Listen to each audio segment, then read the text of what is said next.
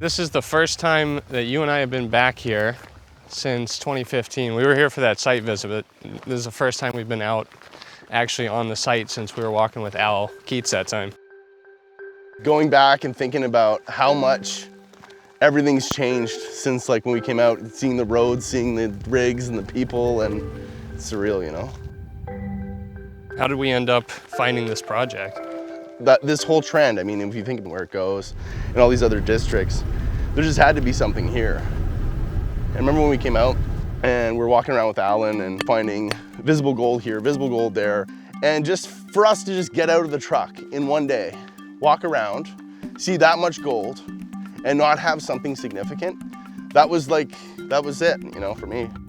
It's cool to see the map. When we first came here, I think there was 2 companies, and now there's 50, 60, 70 companies on the map. And oh my God. It's incredible.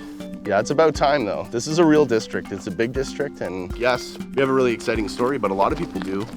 And I think this entire district is just gonna totally open up. We're so lucky to have so much ground. Yeah. That we got here first. When we met and we started the company, I think we seeded it with $250,000. And we held on to every dollar we put in there very closely. Oh yeah. And then I think we ended up in Newfoundland first, so we started picking up the properties here. We picked it up first, but then we needed the cobalt. Right.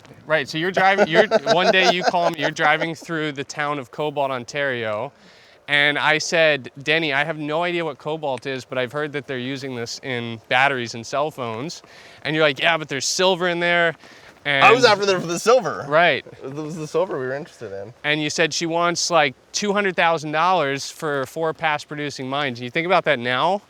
I mean, at the time, that was almost all the money we had, but we bought that, and then over 12 months, we sold those for 6-7 million, and all that money went back here.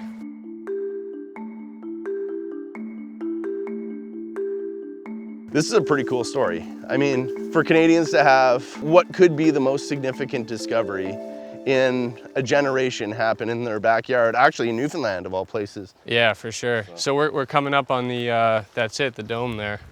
That's where Al brought us. This is where it all began. This is where we found the gold. Yeah. First. We were over there yesterday. There's still, they got gold circled on the vein. So it's still VG over there.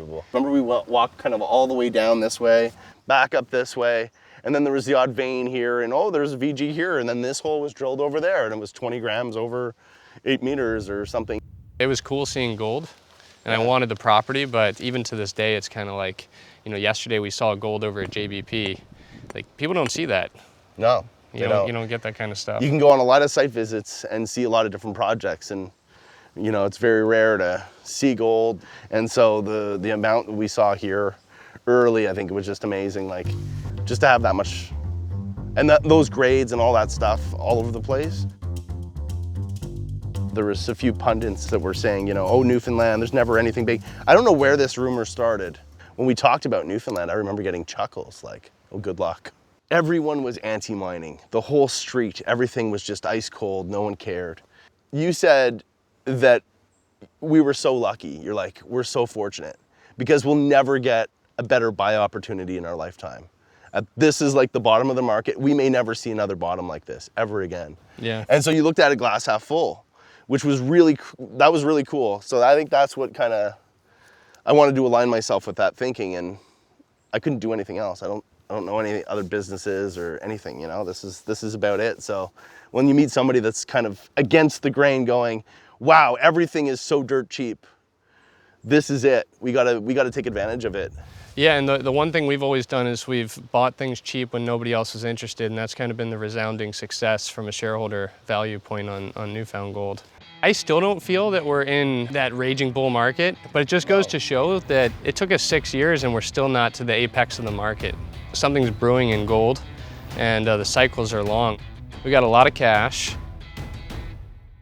We got an amazing team, and just about everywhere we drill, we can't help ourselves but find gold, so. I think we just have to throw more money, more drills, drill more holes, and prove to everybody that this is not just a zone or 2 or 3 zones. It's many, many more zones and the potential for multiple mines.